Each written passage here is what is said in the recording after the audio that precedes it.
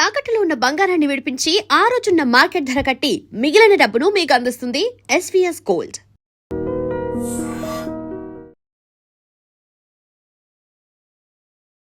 నమస్కారం, welcome to I dream. ధర్మ మార్గం విత్ విజిత కార్యక్రమానికి స్వాగతం.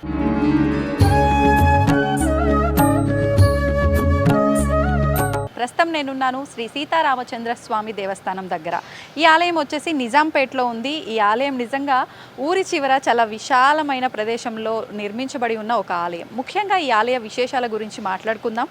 ఈ ఆలయము గత 450 నుంచి 500 సంవత్సరాల క్రిందటి ఆలయంగా చెప్పబడుతోంది. ముఖ్యంగా మానవులంతా కూడా ఏదో ఒక కామ్యం కోసము స్వామివారి దర్శనానికి వస్తూ ఉంటారు. అంటే స్వామివారిని దర్శించుకోవడం కోసం, ఆయన అనుగ్రహం కోసం కొంతమంది వస్తే, కామ్యాల కోసం కొంతమంది వస్తూ ఉంటారు.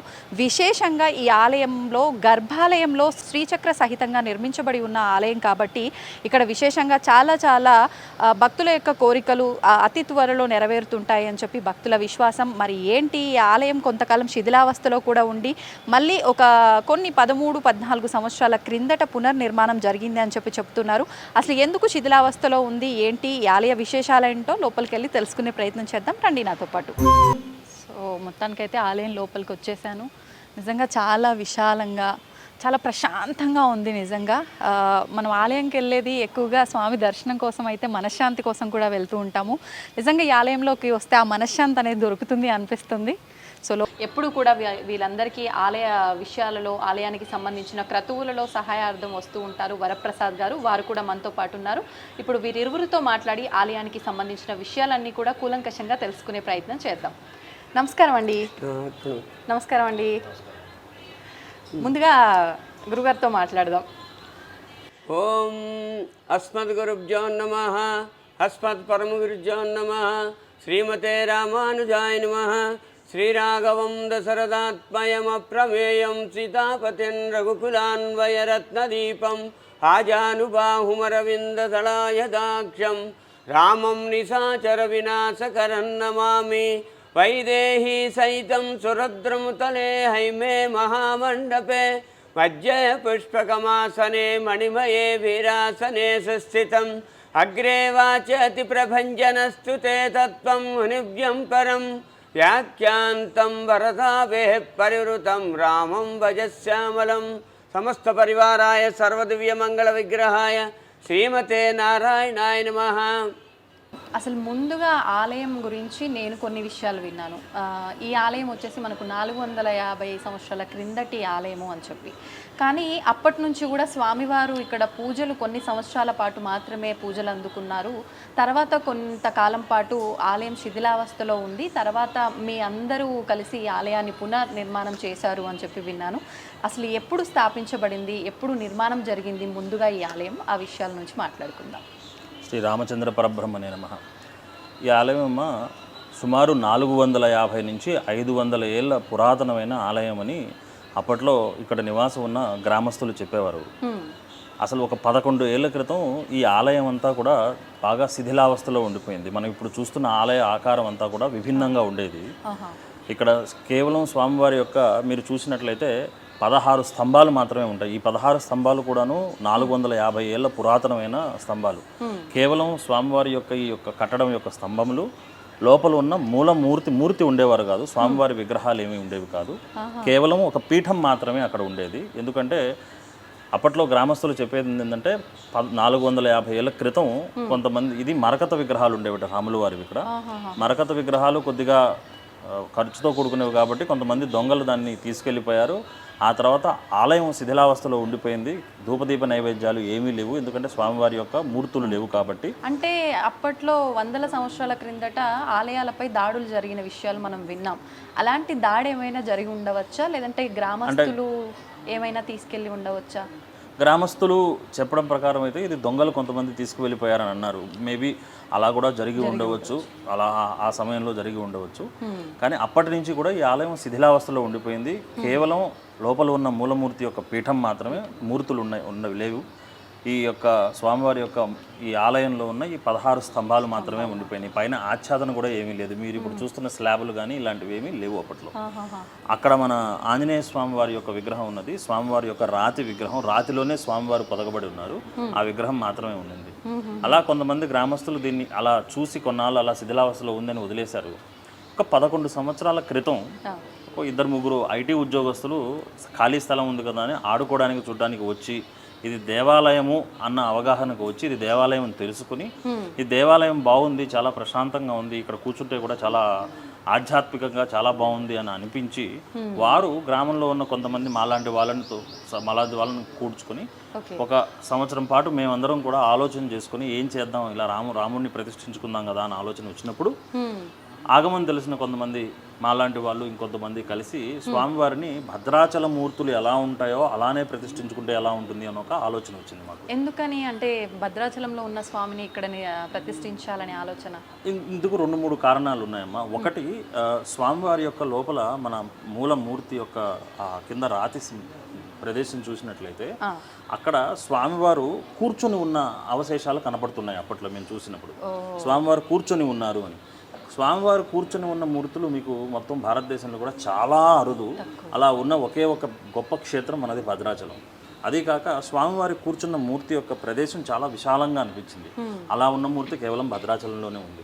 సరే, అలా ఉంది కదా, అప్పట్లో అలా ఉందేమో అన్న అవగాహనతో ఆగమని తెలిసిన వాళ్ళు కొంతమందిని కలుపుకొని మేము స్వామివారి యొక్క మూర్తిని ప్రతిష్ఠించుకుందామన్న ఆలోచనతో ఒక సంవత్సరం పాటు అందరి దగ్గర నెల కొంత వ్యయం చేసుకుని కొంత డబ్బు సేకరించి భద్రాచలం మూర్తి ఎలా ఉంటుందో అలా చేద్దామని తిరుపతిలో ఒక స్థపతి ఉన్నారు. ఆ స్థపతి భద్రాచలంలో కొన్ని మూర్తులను తయారు చేసి కూడా ఉన్నారు. అక్కడ ఆలయానికి సంబంధించి వారిని కొంతమంది ద్వారా తెలుసుకొని సంప్రదించి వారి ద్వారా ఈ స్వామివారి యొక్క మూలమూర్తి ఎంత పర్యావరణంలో ఉండాలి, ఎంత ఆకారంలో ఉండాలని తెలుసుకొని ఆ యొక్క మూర్తులను ప్రతిష్ఠ చేయడం జరిగింది. అది ఒక 6 నెలల పాటు పట్టింది. ఎందుకంటే ఒకే ఏకశిలతో చేద్దామన్న ఒక అభిప్రాయంతో ఒకే శిలతో చేద్దామన్న అభిప్రాయం. ఎంతకాలం పట్టిందండి? 6 నెలలు పట్టింది ఆయనకి వెతకడానికి. ఎందుకంటే ఆ శిల దొరకాలి చక్కగా. 6 నెలలు పట్టింది. తర్వాత 2015 సంవత్సరంలో అందరం కూడా కలుసుకొని స్వామివారి యొక్క విగ్రహ ప్రతిష్ఠ చేయడం జరిగింది. ఆ విగ్రహ ప్రతిష్ఠ సమయంలోనే ఇక్కడ స్వామివారి యొక్క విగ్రహాలతో పాటు ఇక్కడ విఘ్నేశ్వరుని ప్రతిష్ఠించుకున్నాం. అక్కడ దత్తాత్రేయ స్వామి ఈ యొక్క ఆలయానికి వారు రక్షకర్తలుగా అలా ఆలయానికి ప్రతిష్ఠ చేసుకోవడం జరిగింది. అలానే దాసాంజనేయ స్వామి వారిని అక్కడ ప్రతిష్ఠించుకున్నాం. అయితే అప్పట్లో ఈ ఆలయం శిథిలావస్థలో ఉందని అనుకున్నాం కదా, ఆలయానికి పెద్దగా ఆదాయం కూడా ఏమీ లేదు. అందువల్ల ఇలా కొంతమంది వచ్చిన భక్తుల్లోనే కొంతమంది కొంత రొక్కం వేసుకుంటూ నెల ఈ ఆలయాన్ని ముందుకు నడుపుతూ ఉన్నారు. ఆ సమయంలో ఈ ఆలయం గురించి తెలుసుకున్న కొంతమంది గ్రామ పెద్దలు, కొంతమంది వేరే దూరం నుంచి వచ్చిన వాళ్ళు చూసి ఈ ఆలయంలో ఎందుకో ఇక్కడికి వచ్చి స్వామివారిని దర్శనం చేసుకుంటే ఎంతో ప్రశాంతంగా అనిపిస్తుందన్న ఒక ఆలోచనతో స్వామివారి ఆలయం ఇలా ఉండకూడదు అన్న ఒకే ప్రధాన కారణంతో ఈ యొక్క స్వామివారి ఆలయాన్ని విస్తీర్ణం చేద్దాం, దీన్ని బాగా అభివృద్ధి పరుచుకుందామని తర్వాత ఎవరికి తోచినంత వాళ్ళు అంటారు. అప్పట్లో మేము అనుకునే వాళ్ళం భద్రాచలంలో ఒక్కలే రామదాసు ఉండేవారు, కానీ ఈ యొక్క నిజాంపేట సీతారామచంద్ర స్వామి దేవస్థానంలో ఎంతోమంది రామదాసులు ఉన్నారు. ప్రతి ఒక్కరూ వారికి తోచిన డబ్బు ఎంతో ఇస్తూ ముందు స్లాబులు వచ్చేసాయి పైన స్వామివారి. ఎందుకంటే వర్షం పడినప్పుడు పైనుంచి నీళ్లు పడిపోయి మొత్తం ఆలయం అంతా నిండిపోయేది. స్లాబ్ వేయించి లోపలికి వెళ్ళేదా నీళ్ళు? లోపలికి కొద్దిగా ఎక్కువ వర్షం పడ్డప్పుడు లోపలికి కూడా వెళ్ళామమ్మా. ఆచ్ఛాదన ఇబ్బందిగా ఉండేది. అలా ముందు స్లాబ్ వేసుకున్నాం. తర్వాత ఇక్కడ బండలు అవి వేయించి శుభ్రంగా వచ్చిన భక్తులు కూర్చోవడానికి, ప్రశాంతంగా భజన చేసుకోవడానికి. ఎందుకంటే అప్పట్లో నిత్యం ఇక్కడ విష్ణు సహస్రనామం ఉదయం సాయంకాలం కూడా చేసేవాళ్ళు. ఈ ప్రతిష్టకు ముందు కూడా ఆ సంవత్సరం పాటు ఎప్పుడైతే ఈ ప్రతిష్ఠ జరిగిందో, ప్రతిష్ఠ జరగడానికి ముందు కూడా ఈ ఆలయానికి ఎంతో ఆధ్యాత్మికత, ఎంతో వైభవం రావాలని ప్రతినిత్యం కూడా ఉదయం విష్ణు సహస్రనామ పారాయణం ఖచ్చితంగా కనీసం 11 మంది భక్తులతో చేసి ఈ సంవత్సరం పాటు గడిచిన తర్వాత ఇక్కడ ప్రతిష్ఠ చేయడం కూడా జరిగింది. చాలా విశేషంగా అదొక ప్రతిష్ఠకు ముందే జరిగింది. ఆ ధ్వజారోహణ సమయంలో కూడా రామకోట్లు రాసి ఎంతోమంది కనీసం మా గుర్తున్న లెక్క ప్రకారం ఒక 100 రామకోట్లన్నా ధ్వజస్తంభం కింద ఉన్నాయని మాకు ఒక అంచనా. అలా ఆలయం దినదినాభివృద్ధి చెందుతూ కొద్దిగా వచ్చిన భక్తులతోటి ముందుకు వెళ్ళింది. అలానే కొద్దిగా విస్తీర్ణం చేసుకున్నాం. ఆలయంలో బండలు అవి వేసుకుని రావడానికి వీలుగా ఇబ్బంది లేకుండా చేసుకున్నాం. అలానే మనం పక్కన మీరు అటు చూసినట్లయితే అక్కడ మన స్వామివారి యొక్క సేవా కార్యక్రమాలన్నీ అక్కడ జరుగుతాయి.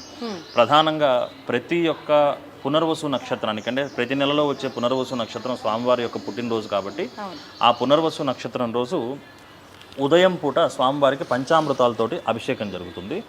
తదనంతరం స్వామివారి యొక్క నిజరూప దర్శనం కూడా జరుగుతుంది. వచ్చిన భక్తులు ఎవరన్నా ఉంటే చక్కగా నిజరూప దర్శనం చేసుకోవచ్చు ఆ రోజున. సాయంకాలం స్వామివారికి సహస్ర దీపాలంకరణ సేవ జరుగుతుంది. చక్కగా స్వామివారిని ఊయల్లో పెట్టి షోడశోపచారాలు ఇచ్చిన తర్వాత స్వామివారిని చక్కగా ఊయల్లో భక్తులు పాడే పాటలకి స్వామివారిని ఊయల్లో ఊపి వారి చేతనే దీపాలు కూడా వెలిగించి, మన తిరుమలలో సహస్ర దీపాలంకరణ సేవ ఎలా జరుగుతుందో అలానే ఇక్కడ కూడా చక్కగా సహస్ర దీపాలంకరణ సేవ జరుగుతుంది. అలా జరుగుతూ ప్రతి నెల కూడాను స్వామివారి యొక్క ఆలయం అభివృద్ధి చెందుతూ వస్తుంది. అలానే ప్రతి పౌర్ణమికి కూడాను మనం కుంభకోణం నుంచి లలితా అమ్మవారి విగ్రహాన్ని తెచ్చుకొని ఉన్నాం. చక్కగా మీరు గమనించినట్లయితే యాగశాల ఏదైతే ఉందో ఆ యాగశాలకి చుట్టూతా మీకు నక్షత్ర వనం అని ఒకటి ఉంది. ప్రతి నక్షత్రానికి సంబంధించిన మూల వృక్షాన్ని ఇక్కడ నాటడం జరిగింది ఆ ప్రతిష్ఠ జరిగిన రోజు నుంచి. అలానే కొన్ని వృక్షాలు చాలా ఎదిగివి ఉన్నాయి. ఇక్కడ కదంబ వృక్షం కూడా ఉంది. లలితా అమ్మవారి విగ్రహాన్ని కదంబ వృక్షం కింద పెట్టుకొని చక్కగా భక్తులందరి చేత వారి స్వయంగా వాళ్ళ చేతుల మీదుగానే అభిషేకం చేసుకోవడం అనేది జరుగుతూ వస్తుంది ప్రస్తుతానికి. ఆలయం యొక్క ఇంకా విశేషం ఏమిటంటే, మనం ప్రతి సంవత్సరం మొదటి సంవత్సరం నుంచి కూడాను ప్రతి సంవత్సరం శ్రీరామనవమి కార్యక్రమం ఏదైతే ఉందో అది 5 రోజులు పాంచరాత్రంగా జరుపుకుంటాం. చక్కగా వైష్ణవాగమంలో ఎలా ఉంటుందో అలానే జరుపుకుంటాము. ఈ 5 రోజుల కార్యక్రమంలో భాగంగా మొట్టమొదటి రోజు స్వామివారికి చక్కగా ఇక్కడ మత్స్యంగ్రహణం పుట్టమన్ను తీసుకొచ్చి పాలికల్లో పోసి యాగశాల ప్రవేశం చేస్తారు. యజమానులు కూడాను యాగశాల ప్రవేశం చేసి రక్షాబంధనం కట్టుకుంటారు. సాయంకాలం మనకి చక్కగా ధ్వజారోహణ కార్యక్రమం జరుగుతుంది. ధ్వజారోహణం అయిపోయిన మరుసటి రోజు రెండవ రోజు ఏదైతే ఉందో ఉదయం, ఈ మొదటి రోజు విశేషం ఏంటంటే ముత్తైదువులందరి చేత కూడాను ఇక్కడున్న ఆలయంలో వచ్చే భక్తులు ఎవరైతే ఉన్నారో వారందరి చేత కూడాను చక్కగా పసుపు దంపే కార్యక్రమం జరుగుతుంది. ఈ పసుపు ఏదైతే దంపడం జరుగుతుందో ఇదే పసుపు స్వామివారికి అమ్మవారికి తలంబ్రాల బియ్యం కలపడానికి ఉపయోగించి మొట్టమొదట స్వామివారికి పోసే తలంబ్రాక్షతాలు ఏవైతే ఉన్నాయో అవి ఈ తలంబ్రాలే పోయడం జరుగుతుంది.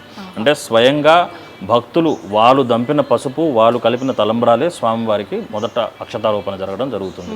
ఇది ఆలయంలో మొదటి నుంచి మేము అనుకున్న నియమం. ఎందుకంటే ఆలయం భక్తుల వలన భక్తుల చేత నడుస్తున్న ఆలయం కాబట్టి వారికే ముందుగా పెద్దపీట వేయడం జరుగుతుంది. అందులోనూ భద్రాచలం విధానాలు ఆచరిస్తున్నారు కాబట్టి అక్కడ ఇలానే జరుగుతూ ఉంటాయి ఎక్కువగా, కాబట్టి అవే విధానాలు.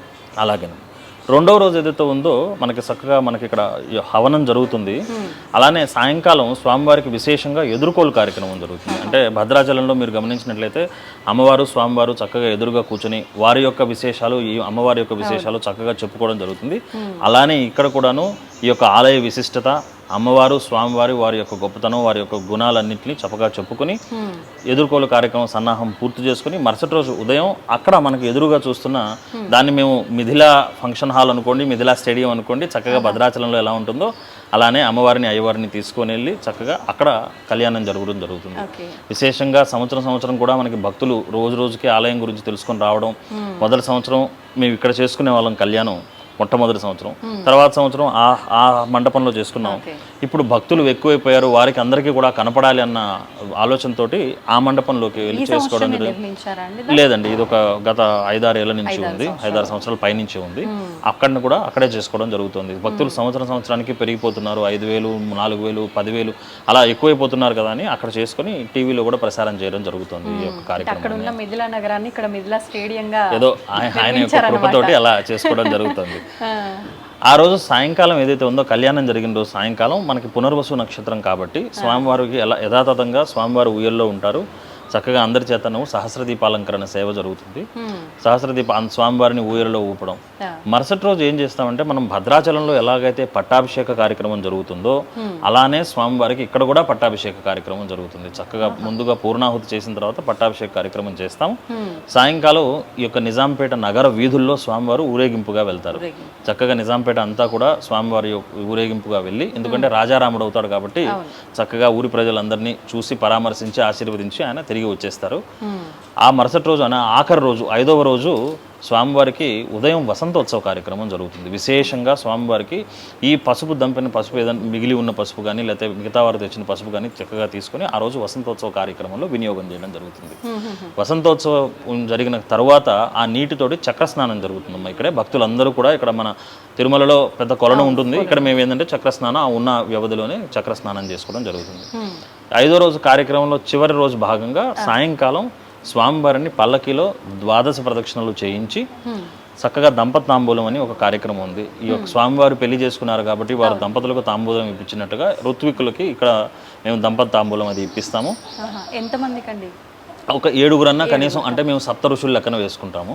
సప్త ఋషులు ఎలా ఎంతమంది అయితే ఉన్నారో అలానే, ఎందుకంటే వచ్చిన యజమానులు ఎవరైతే ఉన్నారో వాళ్ళు సప్త ఋషులకి బట్టలు పెడతారు. ఆ తర్వాత స్వామివారి చేత దంపత తాంబూలం ఇప్పించినట్లుగా సప్త ఋషులకి, ఎందుకంటే ఆ రోజు పట్టాభిషేకం జరిగినప్పుడు రాముల వారికి సప్త ఋషులు ఉన్నారు, వారు ఆశీర్వదించారు రాముల వారిని అని.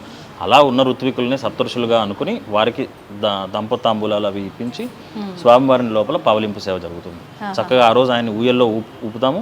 అందరూ భక్తులు కూడా ఆ రోజు అందరినీ స్వామివారిని ఊపి వారిని పడుకోబెట్టి పవలింపు సేవ కార్యక్రమం జరుగుతుంది. అలా 5 రోజులు కూడాను శ్రీరామనవమి విశేషంగా ఈ యొక్క కార్యక్రమం జరుగుతుంది. ఇంకా ఆలయంలో గొప్ప విషయం ఏంటంటే, మేము చెప్పినట్టు భక్తుల చేత భక్తుల వలన జరుగుతుందని చెప్పాను కదా. మీరు ప్రతిరోజు కూడాను ఉదయమే భక్తులు వస్తారు. మీకు భక్తులు తెచ్చే పూలు కానీ, లేకపోతే ఆలయంలో ఉన్న చెట్ల వల్ల వచ్చిన పూలు కానీ, వీటన్నిటిని సేకరించి వాళ్ళే చక్కగా పూలు ఒక మంచి దండలాగా అల్లి స్వామివారికి రోజు వారి చేతుల మీదుగా మాలలు వేసుకునే అదృష్టం జరుగుతుంది. మీరు ఏదైనా సేవ చేసుకోగలిగిన భక్తులు ఎవరన్నా ఉన్నట్లయితే చక్కగా రోజు రావచ్చును.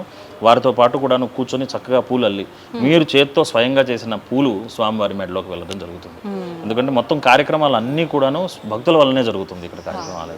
ఈ యొక్క ఆలయం యొక్క విశేషం. ఇప్పుడు గర్భాలయంలో కూడా స్వామివారి పైన కప్పు శ్రీచక్ర ఆకారంలో ఉంది అని చెప్పి అంటుంటే విన్నాము. ఒకసారి ఆ వివరణ కూడా, అంటే పురాతన కట్టడాలకు సంబంధించిన ఆలయాల్లో ఏదో ఒక విశేషం ఉంటుంది.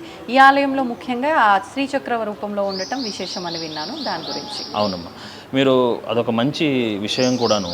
ముందుగా ఆలయ ప్రతిష్ఠ జరుగుతున్న సమయంలో మేము ఆలోచించిన విషయం గమనిస్తే, లోపల మీకు స్వామివారి యొక్క మూల మూర్తి కూర్చున్న ఏదైతే పీఠం ఏదైతే ఉందో ఆ పీఠం పైన లోపల పక్క మీకు మేరు ఆకారంలో ఉంటుంది. మీకు ఈ రోజుల్లో ఎక్కడ కట్టడాల్లోనూ మీ ఆ మేరు ఆకారం ఎక్కడా కనపడదు. అందుకే మీరు ఎప్పుడన్నా ఓంకారం కానీ లోపల చేసినట్లయితే, లేక స్వామివారి యొక్క ఏదన్నా ఒక మూలమంత్రం కానీ జపించినట్లయితే మీ యొక్క శబ్ద తరంగాలు ఏవైతే ఉన్నాయో మీకు పైన యొక్క చక్రం ఏదైతే స్థాపించి ఉందో ఆ యొక్క లోపల మేరువు పైన అక్కడ దాకా తరంగాలు వెళ్తాయి. చాలా మీరు వైబ్రేషన్స్ అంటారు, మేము తరంగాలు అంటాము. అవి అలా పైకి వెళ్ళడం జరుగుతుంది. మీరు ఏకాంతంగా ఎప్పుడన్నా ఉన్నప్పుడు అప్పుడు కానీ గమనించినట్లయితే అది చాలా విశేషంగా మీకు ఒక రకమైన ఆధ్యాత్మికతను తీసుకొస్తుంది. అంత చక్కగా ఉంటుంది మేరు ఆకారం. అది అందుకే దాన్ని ఈ ఆలయం పునఃప్రతిష్ఠ జరిగిన తర్వాత కూడాను ఏ కట్టడాన్ని మార్చినా కూడా, అంటే ఈ స్తంభాల పైన అని ఆచ్ఛాదన కోసం స్లాబ్లు వేసినా ఆ యొక్క కట్టడాన్ని మాత్రం మార్చడం చేయలేదు. ఎందుకంటే అది అప్పట్లో ఆ స్థపతులు కానీ వారు కానీ ఎంతో ఆలోచన చేసి ఇది కట్టింది. ఏ ఉద్దేశంతో కట్టారో వారు అంత గొప్పగా కట్టారు. కాబట్టి దాన్ని కదిలించకుండా దాని చుట్టూతా దాన్ని భద్రపరచడానికి ఏర్పాటు చేయం తప్ప దాన్ని మాత్రం కదిలించలేదు. గుమ్మం కూడా అంటే ఎటువంటి మార్పులు లేవు. అంటే ఇంత రెనోవేట్ జరిగింది, మార్చాలన్న ఆలోచన ఎందుకు చేయలేదు? అంటే మీరు అన్నట్టు ఇందాక అప్పట్లో ఇది ఒక ఆలోచనతోటి కట్టారు. మీరు గమనించినట్లయితే స్వామివారి లోపలికి వెళ్ళడానికి జయ విజయులు ఇద్దరు బయట కాపలాగా ఉంటారు. అంటే వైకుంఠంలో అది కూడా మీరు భద్రాచల మూర్తులు అనుకున్నాం కదా. భద్రాచల మూర్తులు, భద్రాచలం కేవలం ఆయన రాముడు అనరు, రామనారాయణుడు అంటారు. ఎందుకంటే శంఖము చక్రము కూడా ఉంటాయి ఆయనకి. కానీ ఇక్కడ మూర్తులకు కూడా మనకి శంఖము చక్రము ఉంటాయి. అందువలన మీకు బయట కాపలాగా జయ విజయులు ఇద్దరు కూడా ఉంటారు. వారిద్దరూ ఉన్న మూల రాతిని అలానే ఉంచడం జరిగింది. ఈ ఆలయం పునరుద్ధరణ కార్యక్రమంలో ఆ మూర్తులని కానీ ఆ రాతిని కానీ కదిలించకూడదు అని ఒక నిర్ణయానికి వచ్చాము. ఎందుకంటే అది చాలా విశేషమైంది. 450 ఏళ్ళ పురాతనమైందంటే ఎన్ని పూజలు ఎన్ని జపాలు జరిగి ఉండొచ్చు. కాబట్టి వాటిని కదిలించడం సమంజసం కాదని అది అలానే ఉంచేసాం. అందుకే ఈ యొక్క ఆలయం యొక్క మరొక విశేషం ఏమిటంటే, మీరు లోపలికి వెళ్ళాలంటే తల వంచి చక్కగా స్వామివారిని ఆయన యొక్క పాదాలు చూస్తూ వెళ్ళడం జరుగుతుంది. అలానే లోపల గర్భాలయంలోకి ప్రధాన అర్చకులు వెళ్ళేటప్పుడు కూడాను మెడ వంచి లోపలికి వెళ్ళాల్సి వస్తుంది. మీరు ప్రతిదీ కూడాను మనకి ఆయన యొక్క పాదాల దర్శనం జరుగుతూ వెళ్తున్నట్టుగా కనపడుతూ ఉంటుంది. అందువల్ల ఈ ఆలయం అప్పట్లో ఎలా ఉందో రాతి విగ్రహాలు కానీ ఆ కట్టడాలు కానీ వాటిని అలానే ఉంచి వాటి చుట్టూ తగను ఏమైనా ఏర్పాటు చేయడం జరిగింది. అంటే భగవంతుని నమస్కరించేటప్పుడు ముందు పాద దర్శనం నుంచే ముఖ దర్శనం వరకు వెళ్ళాలి అంటారు. కాబట్టి సేమ్ అదే విధంగా కట్టడం నిర్మించబడి ఉంది. అదే విధంగా మీరు చేంజ్ చేయాలని మార్పులు చేయాలని అనిపించలేదు. అందుకని అలానే జరిగింది. ఆ రోజు నుంచి కూడాను ప్రతి మీరు చెప్పినట్టుగా ప్రతి కార్యక్రమం కూడా పునర్వసు కూడా స్వామివారికి అభిషేకం జరుగుతుంది. అమ్మవారికి పౌర్ణమి రోజు ఇక్కడ చక్కగా కూడాను అభిషేకం జరుగుతుంది. మరియు భక్తులందరూ కూడా వారి సంకల్పం ఏమిటంటే ప్రతి పౌర్ణమి ముందు వచ్చే ఏకాదశి అని మనం శుద్ధ ఏకాదశి అంటాం కదా, ఆ శుద్ధ ఏకాదశికి ఇక్కడ హరే రామ హరే రామ రామ రామ హరే హరే, హరే కృష్ణ కృష్ణ కృష్ణ హరే హరే అన్న ఒక మూల మంత్రాన్ని ఒక ఏకాహం అంటే 24 గంటలు కూడాను కంటిన్యూస్గా ఆ యొక్క మొత్తం రోజు మొత్తం కూడా ఎవరో ఒకరు ఉదయం మొదలుపెట్టి మరుసటి రోజు ఉదయం వరకు కూడాను ఆలయంలో కూర్చొని స్వామివారి యొక్క నామస్మరణ చేసి ఆ రోజు స్వామివారికి ప్రసాద నివేదన అయిన తర్వాత వెళ్తారు. ఎందుకని అంటే ఈ విధానం ఎప్పటి నుంచి అసలు ఎందుకు వచ్చింది ఆలోచన? ఇది కొన్ని సంవత్సరాల క్రితం, ఒక 5-6 సంవత్సరాలు అనుకోండి, 6-7 సంవత్సరాలు అనుకోండి, స్వామివారికి అంతకుముందు మనం ప్రతిష్ఠ జరుగుతున్నప్పుడు విష్ణు సహస్రనామం పారాయణం చేస్తున్నాం అని చెప్పాను కదా, ఆ యొక్క తరంగాలు ఇలానే ఉండాలి, ఈ యొక్క ఆలయం యొక్క గొప్పతనం అలానే ఉండాలన్న ఆలోచనతోటి అది అలా చేయడం జరిగింది. అలా ఇప్పుడు కొంతమంది భక్తులు ఇక్కడికి వచ్చిన వారు అనుకున్నారు ఇక్కడ నామస్మరణ నిత్యం జరుగుతూ ఉంటే బాగుంటుంది అని. కానీ నిత్యం జరగాలంటే మనకి అంత భక్తుల యొక్క వ్యవస్థ కూడా అంత పెద్దదిగా ఉండాలి. అలా బదులు ఒక్క ఏకాదశి రోజు, ఏ రోజు అంటే విశేష కార్యక్రమాలు ఉండవో అప్పుడు ప్రశాంతంగా గుళ్ళో కూర్చొని మేము జపం చేసుకోవడానికి, భజన చేసుకోవడానికి వీలుగా ఉంటుంది అనుకుని ఒక్క ఆలోచనతోటి ఏకాదశి రోజు మొదలు పెట్టడం జరిగింది. ప్రస్తుతానికి ఒక ఏకాదశి జరుగుతోంది. మేబీ భగవంతుడు కృప చేస్తే అదే పరిణామస్మరణ చక్కగా జరుగుతుందేమో అని ఆలోచించాలి. అద్భుతం అండి. అంటే ఇప్పటి వరకు చూస్తే దాదాపు ఈ 13 సంవత్సరాల్లో చాలా డెవలప్మెంట్స్ మనకు కనిపిస్తున్నాయి. ఇక ముందు ఏవైనా మేము ఇది చెయ్యాలనుకుంటున్నాము అనేది ఏదైనా ఉందా ఈ ఆలయ నిర్మాణంలో భాగంగా? చేయదలుచుకుంటే ఆలయంలో ఇంకా చాలా నిర్మాణాలు చేయొచ్చమ్మా.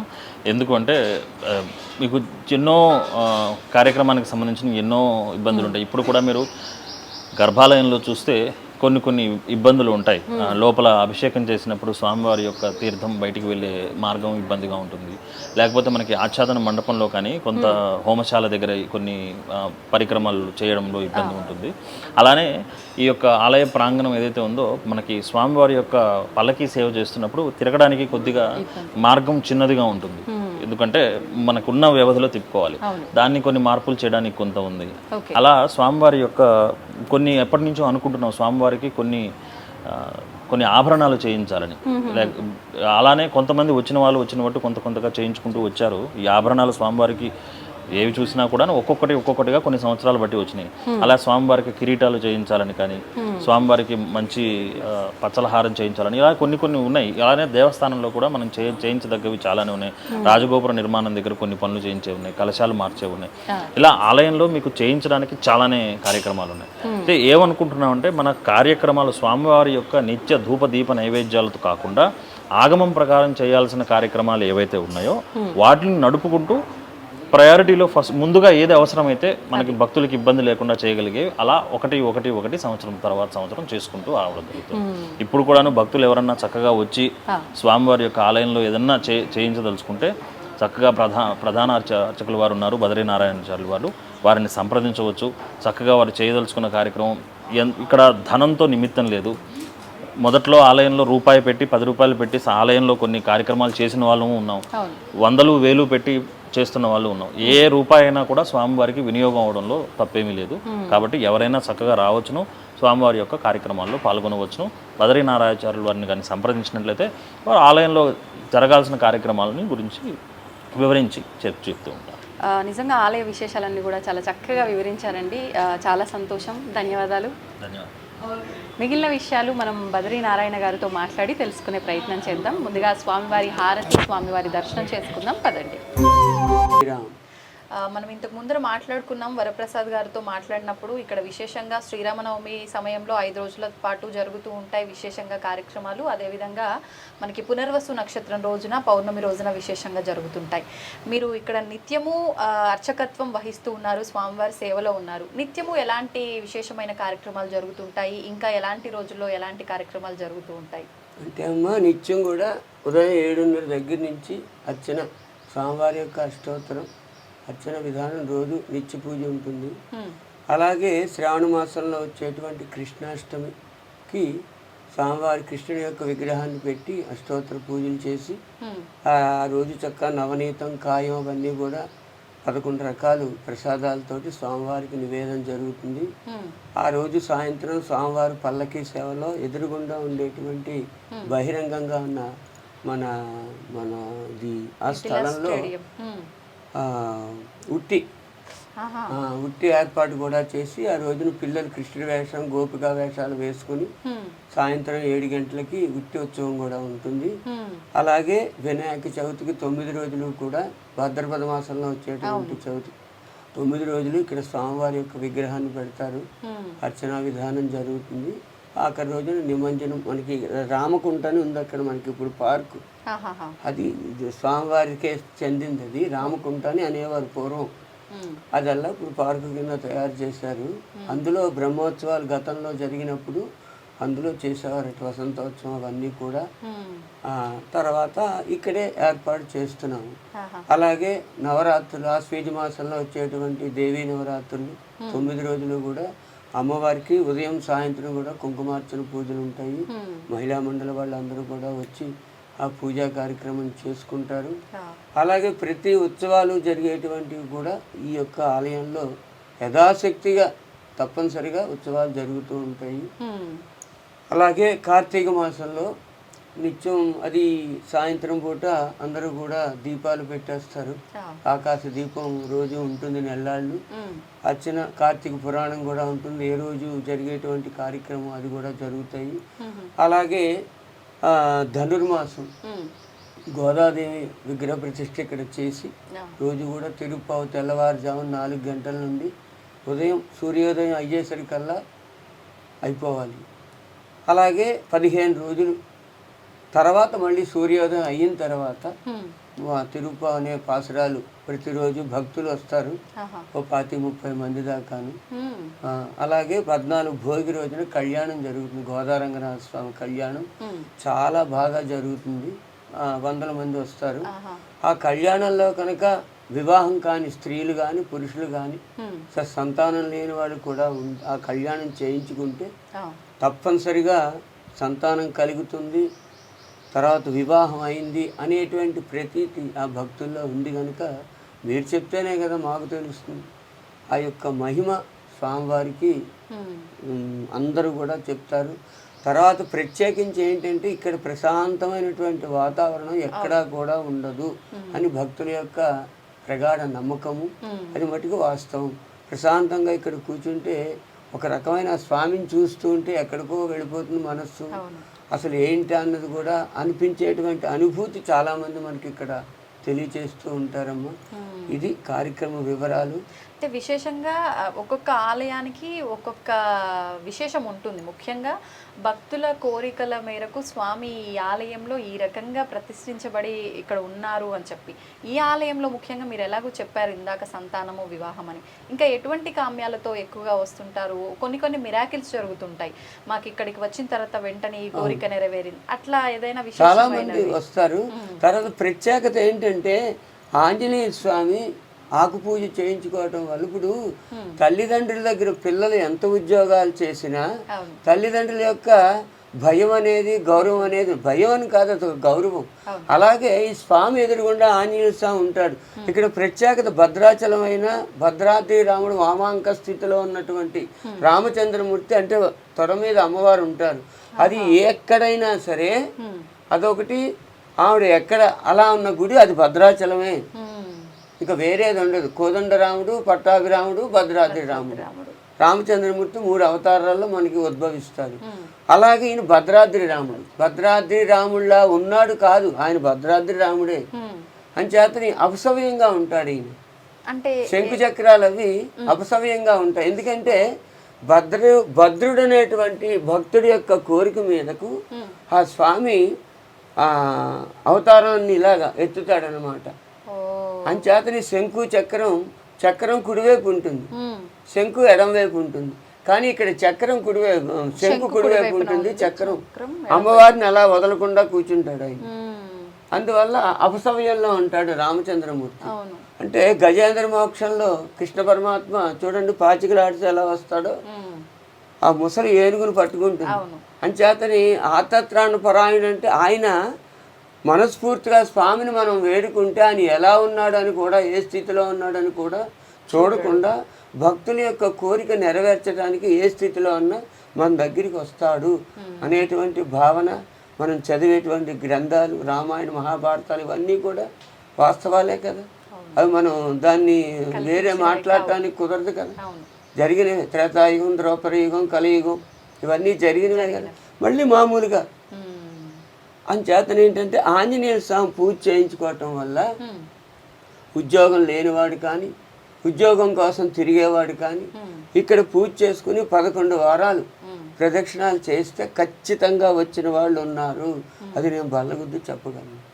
ఎన్ని ప్రదక్షిణలు? 11. అంటే నువ్వు మంగళవారం, శనివారం, ప్రతి మంగళవారం, శనివారం ఉదయం 8:30కి కొన్ని వారాల పాటు చేయాలా? ఫస్ట్ పూజ ఫస్ట్ చేయించుకుని మీరు ఏ వారం అయితే చేయించుకున్నారో ఆ వారం 11 వారాలు అలా తిరిగి స్వామివారికి వడమాల, అప్పాల మాల ఇవన్నీ ఎవరి శక్తానుసారంగా ఎవరి కోరిక మేరకు వాళ్ళు వేయించుకుంటారు.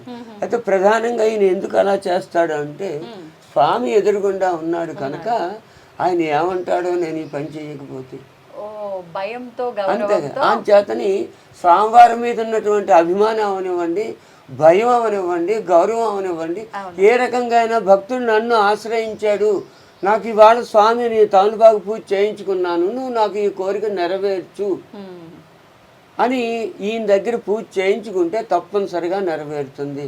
1, 2 కర్మ పరిపక్వం అయితే కానీ భక్తుడు ఇక్కడికి రాలేదు. అది మటుకు వాస్తవం. ఎందుకంటే చాలామంది ఇక్కడ రాములవారి గుడి ఉందని చాలామందికి తెలియదు. యూట్యూబ్లో చూస్తారు, వాడు అంతవరకే చూపిస్తుంది కానీ లోపలికి చూపించదు. వాడు అలా వచ్చి వెళ్ళిపోయిన రోజులు ఉన్నాయి. అన్నీ తెలుసుకుని వచ్చిన తర్వాత గుడి వేసేయటము, లేకపోతే ఆ రోజు స్వామి దర్శనం. ప్రధానంగా అమ్మ ఇది వాస్తవం, మీకు అబద్ధం మాకు నిజం. ఎందుకంటే ఆ స్వామి దర్శనం ఇవ్వాలన్నప్పుడే వాళ్ళకి ఇస్తాడు. అది మటుకు నగ్న సత్యం, వాస్తవం. అలా చాలామంది ఎక్కడి నుంచో వచ్చి అయ్యా ఏడ్చిన వాళ్ళు కూడా ఉన్నారు ఇక్కడ. ఎందుకని అంటే దర్శనం లేదు, మేము ఎన్నోసార్లు వచ్చాము, మేము ఎంతో దూరం నుంచి వచ్చాము కానీ స్వామి మాకు అనుగ్రహించలేదని చాలా ఎందుకు ఏడుస్తారో నాకు తెలియదు. ఎందుకంటే ఒక వచ్చి ఏడ్చేటప్పుడు ఆ తర్వాత కానీ వాళ్ళు చెప్పరు స్వామి వాళ్ళ దర్శనం అయింది, ఇంత అందమైన వాడా రామచంద్రమూర్తి అనేటువంటి భావన వాళ్ళకి కలుగుతుంది. అది ప్రత్యేకమైనటువంటి విశేషమమ్మా ఇక్కడ. ఇది దీని యొక్క ప్రధాన కార్యక్రమాలు ఇలా జరుగుతాయి. మీరు ఆలయ పునర్నిర్మాణం జరిగిన ఈ 11 సంవత్సరాల నుంచి ఒక 10 సంవత్సరాలు మా బాబు ఉన్నాడు. ఫస్ట్ ప్రతిష్ఠ అయిన తర్వాత వాడు కొన్ని అనివార్య కారణాల వల్ల చనిపోయాడు. అదే హార్ట్ అటాక్ వచ్చి ఆ తర్వాత వీళ్ళందరూ కూడా వచ్చి ఈ సభ్యులు 24 మంది సభ్యులు వీళ్ళు వచ్చి స్వామి మరి బాబుని ఎలాగా తీసుకురాలేము, చేతను మీరు దీన్ని మళ్ళీ నిర్వర్తించండి అని చెప్పి వీళ్ళందరి కోరిక మీదకు మేము మళ్ళీ ఆలయంలో ఉన్నాము. నిత్యం కూడా రోజు ఒక్కొక్క రకమైన ప్రసాదం చెయ్యాలి. ఆదివారం దద్దోజనం స్వామివారికి చల్లగా ఉండటానికి, శనివారం మంగళవారం పులిహార వడమాల, తర్వాత శుక్రవారం పాయసం చక్కెర పొంగలి, సోమవారం కట్టు పొంగలి, అలాగా ప్రతిరోజు ఒక్కొక్క ప్రసాదం ఉంటుంది. ఎందుకంటే మహానివేదన పెడితే ఆ సాదం మేమే తీసుకెళ్ళాలి. అంచేత భక్తులకు ప్రసాదం ఉండదు కదా, అంచేతన ఆ నివేదన బదులు ఇదే నివేదిస్తాం. అది వాళ్ళు ఏర్పాటు చేసినటువంటిది.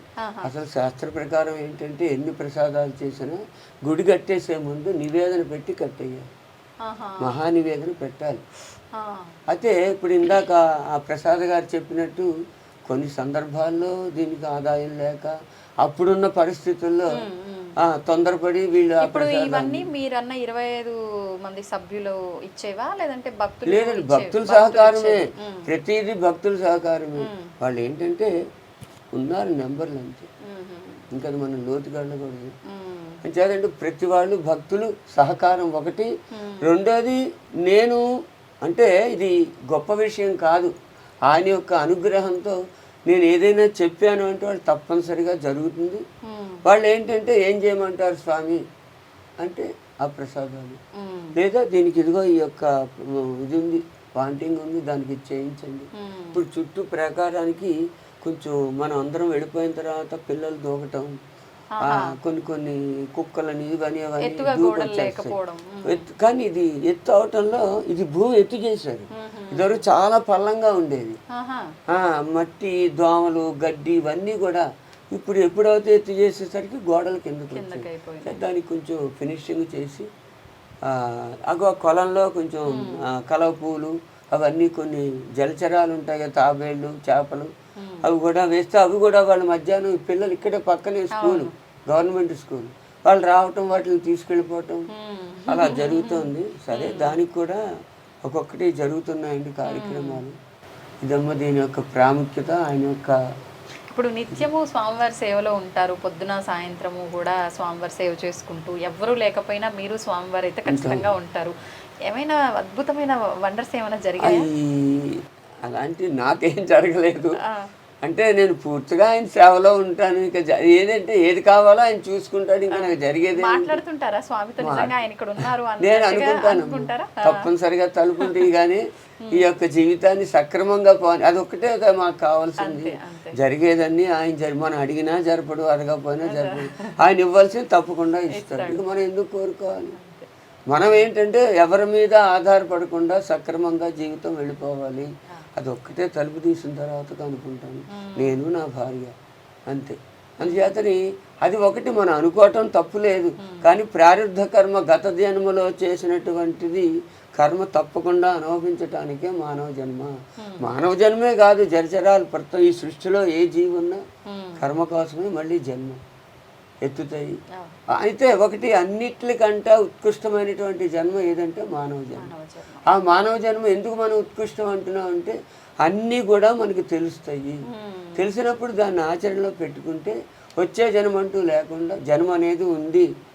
నేను ఏదో ఇవాళ ₹1,00,00,000 వెంకటేశ్వర స్వామికి వేశానంటే వాడు ఎందుకు వేశాడంటే ఏదో పాపం చేశాడు కనుక వేశాడు, ఉత్తనే వేయడు కదా. అందువల్ల ఏంటంటే ఆ జన్మ కొద్దీ పరిపక్వం అవటం కోసం ఈ జన్మలో మనకు జ్ఞానం ఇచ్చాడు. దాన్ని మనం సక్రమంగా నువ్వు ఎవ్వరికీ ఉపకారం చేయకపోయినా అపకారం చేయకు, అంతే. ఉపకారం చేయకపోయినా అపకారం చేయకు, చాలు నీ జీవితం. అవకాశం ఉన్నంతసేపు చక్కగా భగవన్నామని ఏదో టైంలో అనుకోండి, పిల్లలకి నేర్పండి. మన హిందూ యొక్క ధర్మాన్ని మనం నేర్చుకోవాలి. ఎందుకంటే ఇప్పుడున్న పరిస్థితుల్లో చాలా వ్యక్తంగా ఉంది, దేశకాలమాన పరిస్థితి బాగోలేదు. చేతని మనం ఆ హిందూ మతంలో పుట్టి మనం దాన్ని అభివృద్ధి చేయకుండా ఇప్పుడు ఏముందమ్మా, ఇప్పుడు చెప్తున్నాను, పిల్లలు ఉన్నారు, ఒక గుడి లేదు, గోపురం లేదు, ఎంతసేపు అంకులు ఆంటీ తప్ప ఒక వరుస లేదు, ఏమి లేదు, మామయ్య లేడు, అన్నయ్య లేడు, తమ్ముడు లేడు, అమ్మ లేదు, అక్క ఏమీ లేవు వరుసవాయి.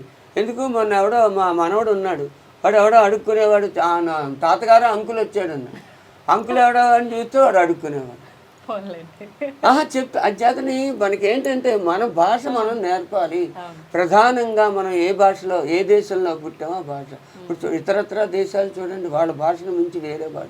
కానీ మనం చదువుకోవాలి. ఎంతవరకు అంటే బతకడం కోసం మనం చదవాలి. ఇంట్లో కూడా డాడీ మమ్మీ ఏంటి, అమ్మ నాన్న అంటే ఎంత హాయిగా ఉంటుంది. అది మనం నేర్పాలి. లేదు కదా, బంధుత్వాలు ఉండాలమ్మా. 10 మంది ఇవాళ మనకి మంచి చెడ్డ జరిగినప్పుడు బంధువులే ఉండాలి. వాళ్ళు లేని జీవితం మీకు ఎన్ని కోట్లు ఉంటే సుఖమే ఉంది. ఆప్యాయత లేనిది బంగారం పెట్టినా సుఖమే ఉంది. అంచేతన ఆప్యాయత అనేది మనం పెంచుకోవాలి. మనం వాళ్ళకి తెలియపోయిన మనం చెప్పాలి, ఒరే వెళ్ళండిరా. కనీసం ఏదైనా మంచి పుణ్యమైనటువంటి రోజుల్లో కార్యక్రమాలు జరిగేటప్పుడు కూడా ఒక్కడు రాకపోతే నేను అదే చెప్తాను, తల్లిదండ్రుల్ని చూడండి, వాళ్ళు ఎలాంటి వాళ్ళు అవ్వచ్చు. తర్వాత మీరు వీధికి విస్తరాకులు వేసి గజమాలు వేసి ఆ ఫోటోలు చేస్తే ఎవరిని ఉద్ధరించడానికి పోయిన తర్వాత వాడి కష్టం అవ్వచ్చు. ఆఖరి దశలో అనేకమైనటువంటి పరిస్థితులు తల్లిదండ్రులకు వస్తాయి. ఎవరి వల్ల మనం ఇంత పెద్దవాళ్ళం అయ్యాం, ఎవరు కష్టపడితే ఈ స్థితికి వచ్చాము, అది మనసులో పెట్టు. అది నేను ఎవరికైనా పిల్లలు పెద్దలు అదే చెప్తాను. కానీ ఒకటమ్మా, ప్రతి వాళ్ళు కూడా ఈ దేవాలయానికి రామచంద్రమూర్తి ఏమో కానీ మీ గురించి వస్తామని చాలామంది. అది మట్టికి అది కూడా వాస్తవం, మీరు బయట అడిగితే చెప్తారు. అదమ్మా ఇక్కడ చరిత్ర. మనం కూడా ఎందుకంటే పెద్దవాళ్ళం అవుతున్నాం కనుక వాళ్ళు ఇవాళ చెప్పగా తినగా వేపాకు తియ్యగా ఉంటుంది. చెప్పగా అది మంచి అయినా చెడ్డైనా తలకి ఎక్కుతుంది. అందువల్ల ఏంటంటే మనం మంచి, ఇప్పుడు 10 మంది స్నేహితుల్లో ఒక్కడు మంచివాడు ఉంటే వాడు చెడ్డవాడు అయిపోతాడు. అదే చెడ్డవాళ్ళు ఒకడు 10 మంది 9 మంచివాళ్ళు చెడ్డవాడు ఒకడు ఉంటే వాడు మంచివాడు. దీనికి ఇది హాస్యాస్పదం కాదు, అబద్ధం కాదు, వాస్తవం. అంచేత నీ ప్రపంచం ఇలా తయారవుతుంది కనుక మన వరకు దేశాన్ని మనం ఉద్ధరించలేము, గ్రామాన్ని ఉద్ధరించలేము, కానీ మన యొక్క కుటుంబాన్ని మనం ఉద్ధరించుకుంటే వాడు పుణ్యాత్ముడు. జై శ్రీరామ్. చాలా సంతోషం అండి. నిజంగా ఆలయ విశిష్టతో పాటు ఇప్పుడు ప్రస్తుత సమాజంలో ఎటువంటి విలువలు కోల్పోతున్నారో ఆ విలువలకు సంబంధించిన విషయాలు కూడా చాలా అద్భుతంగా వివరించారు. ధన్యవాదాలు. జై శ్రీరామ్. జై శ్రీరామ్ అమ్మ. ఇచ్చేద్దాం ఇక్కడనే. స్వస్తి ప్రియాబ్జ పరిపాలయంతం న్యాయేన మార్గేణ మహిం మయీషా గోబ్రాహ్మణేజ్య శుభమస్తు నిత్యం లోకా సమస్తా సుఖినో భవంతు. కాయేన వాచా మనసేంద్రియైర్వా బుద్ధ్యాత్మనా వా ప్రకృతే స్వభావాత్ కరోమి యజ్జత్ సకలం పరస్మై నారాయణాయేతి సమర్పయామి. శ్రీమన్నారాయణాయేతి సమర్పయామి. సర్వం శ్రీకృష్ణార్పణమస్తు. సర్వం శ్రీ సీతాలక్ష్మణానుమ సమేత సీతారామచంద్రస్వామి అర్పణమస్తు. స్వస్తి. జై శ్రీరామ్. జై శ్రీరామ్.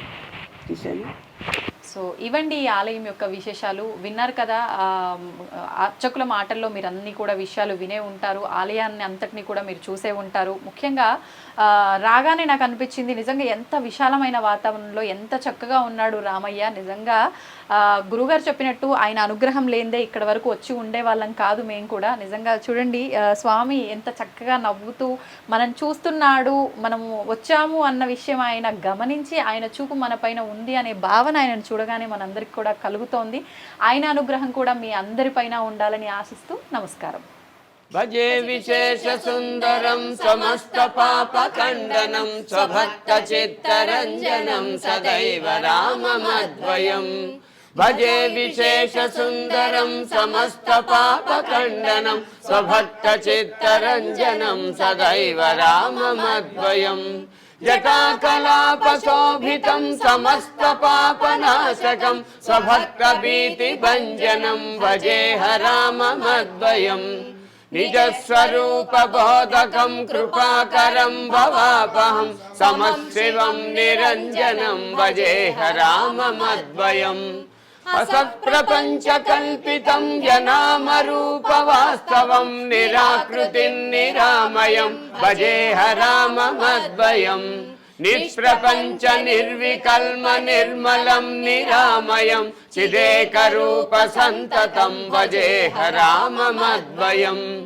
భవాబ్దిపాత రూపకం అశేష దేహ కల్పితం గుణాకరం కృపాకరం భజేహ రామమద్వయం.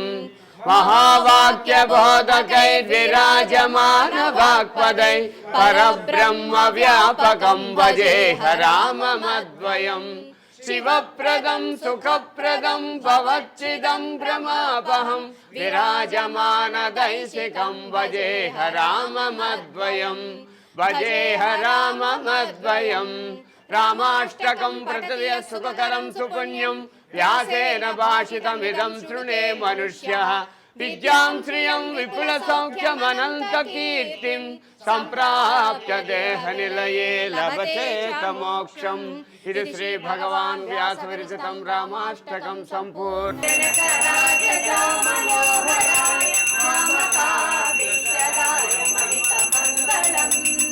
రామచంద్రాయ జనకరాజ మనోహరాయ మామకాభీష్టరాయ మహితమంగళం.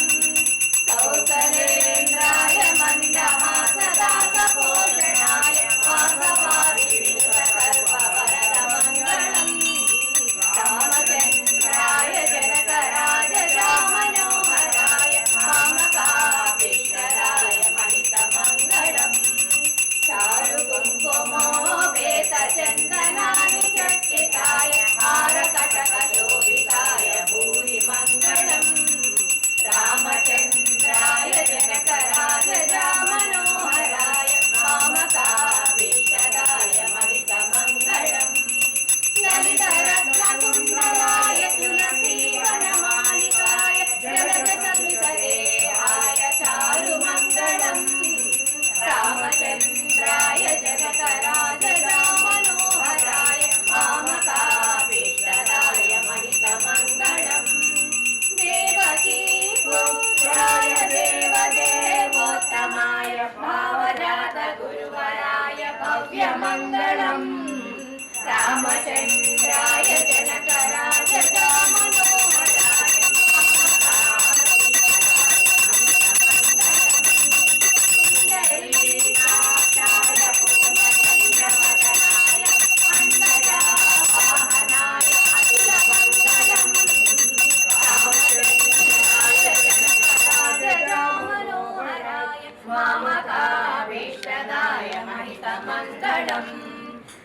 విమలరూపాయ వివిధ వేదాంత వేద్యాయ సుజల చిత్త కాపితాయ శుభద మంగళం రామచంద్రాయ జనక రాజజా మనోహరాయ మామకాభిషదాయ మహిత మంగళం రామదాస మృదురక్షయ కామరస నివాసాయ స్వామి వర్ధనీవరాయ సర్వమంగళం రామచంద్రాయ జనక రాజజా మనోహరాయ మామకాభిష్టదాయ మహిత మంగళం మహిత మంగళం మహిత మంగళం మంగళం కోసలేంద్రాయ మహనీయ ప్రార్థనే చక్రవర్తి తరుద్రాయ సార్వభౌమాయ మంగళం శ్రీ సీతాలక్ష్మణానుమత సమేత సీతారామచంద్ర స్వామికి శ్రీ సీతాలక్ష్మణానుమత సమేత సీతారామచంద్ర స్వామికి